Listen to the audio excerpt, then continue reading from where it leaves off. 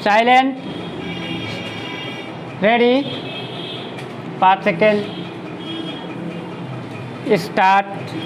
केंद्र सरकार ने लोकसभा, विधानसभाओं और पंचायतों के चुनाव एक साथ कराने के मुद्दे पर गौर करने और जल्द से जल्द तत्संबंधी सिफारिशें देने के लिए शनिवार को एक उच्च स्तरीय 8 सदस्यीय समिति अधिसूचित कर दी। समिति की अध्यक्षता पूर्व राष्ट्रपति रामनाथ कोविंद करेंगे। समिति तुरंत ही काम शुरू कर देगी। हालांकि समिति के सदस्य बनाए गए लोकसभा में कांग्रेस के नेता अधीर रंजन चौधरी ने देर शाम गृह मंत्री अमित शाह को पत्र लिखकर समिति का सदस्य बनने से इनकार कर दिया। अमित शाह को लिखे अपने पत्र में अधीर रंजन चौधरी ने कहा, मुझे उस समिति में काम करने से इनकार करने में कोई झिझक नहीं है जिसके संदर्भ की शर्तें उसके निष्कर्षों की गारंटी देने के लिए तैयार की गई है। मुझे डर है कि यह पूरी तरह से धोखा है। दरअसल एक राष्ट्र एक चुनाव कोई नई अवधारणा नहीं है। देश में 1967 तक लोकसभा और राज्य विधानसभाओं के चुनाव एक साथ होते रहे थे, लेकिन उसके बाद यह सिलसिला टूट गया।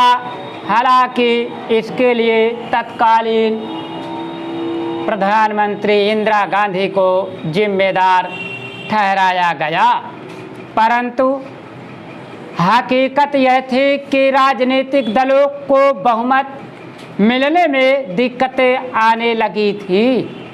कई दलों ने मिलकर ताकतवर पार्टी से टक्कर लेना शुरू कर दिया। 1969 में उत्तर प्रदेश में मिलकर सरकार बनाने में तो पूरा परिदृश्य ही बदल डाला। कहा जाता है कि एक राष्ट्र एक चुनाव कराने से सरकारी खजाने पर चुनाव में पड़ने वाला बोझ कम हो सकेगा। यह भी कहा जाता है कि बार बार चुनाव कराने से चुनाव संहिता लगानी पड़ती है, जिससे विकास संबंधी नई परियोजनाओं की घोषणा में देरी होने से भी देश को समय और उत्पादकता की दृष्टि से नुकसान होता है। बहरहाल जिस तरह से सरकार ने आनन फानन में एक उच्च स्तरीय समिति के गठन की बाबत अधिसूचित किया है, उसमें एक प्रकार की जल्दबाजी दिखाई दे रही है। समिति को तुरंत काम में जुट जाने को कहे जाने से भी इस शंका की तस्दीक होती है। ऐसे में इसकी गारंटी नहीं कि समिति की सिफारिशें मिलते ही जल्दबाजी का नज़ारा देखने को नहीं मिलेगा। चुनाव सुधारों की बात देश में हमेशा ही विमर्श का मुद्दा रही है। साथ चुनाव कराने को भी इसी का हिस्सा माना जा सकता है, लेकिन हड़बड़ी में कोई फैसला लिया जाना उचित नहीं होगा। लोकतांत्रिक तकाजा है कि सभी पक्षों के विचारों और सुझावों को धैर्य से सुनकर सिफारिशें प्रस्तुत की जाए। उम्मीद है कि समिति इस तरफ गौर करेगी।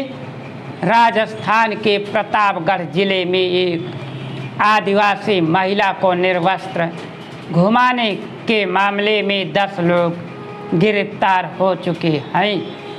आदिवासी बहुल धरियावद इलाके के इस घटना का वीडियो वायरल होने के बाद सरकार हरकत में आई।